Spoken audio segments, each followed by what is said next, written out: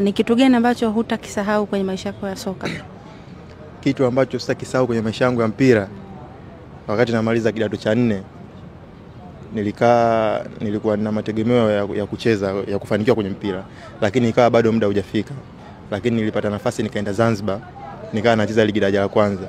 Kitu ambacho sitakisahau, nilipitia maisha magumu sana kule, kiasi kwamba niliacha mpira nikawa nafanya kazi za kufyeka. Dadangu nilifanya kazi za kufyeka miezi 4, lakini nyumbani mamangu akawa anajua anacheza mpira, lakini sije kumficha. Sije kumwambia ukweli. Baada ya kufika kule kwenye ile timu, mategemeo yangu ilikuwa swali ambalo niliyategemea. Yaani hali ilikuwa ngumu, nilifika kipindi hadi kwenye ile timu chakula kikawa changamoto. Kwa hiyo baadhi ya wachezaji wakawa wanaondoka, sasa mimi nauli ya kutoka Zanzibar tena kurudi nyumbani Tanga ikawa sina. Alafu kumwambia mama yangu nikawa nashindwa. Kwa hiyo kuna ile mtaani ile watu wananifahamu kwa sababu nilikuwa nacheza mpira. Nikatoka ile sehemu ambapo nilifika, nikaenda sehemu nyingine kule Zanzibar, inaitwa Fumbwe. Ndio ikawa sasa nafanya shughuli za kufyeka down. Niliacha kabisa mpira miezi 4. Baada hapo nilipopata hela sasa miezi 4 ile, nikachanga nilipopata hela nikapata, ndio nikanunua vitu, nikaondoka, nikarudi nyumbani. Kwa hiyo mamangu akanajua nimerudi mapumziko, kumbe nilikuwa sichezi mpira mwanae. Sijawahi kumwambia mpaka leo. Na wala sitaki ajue.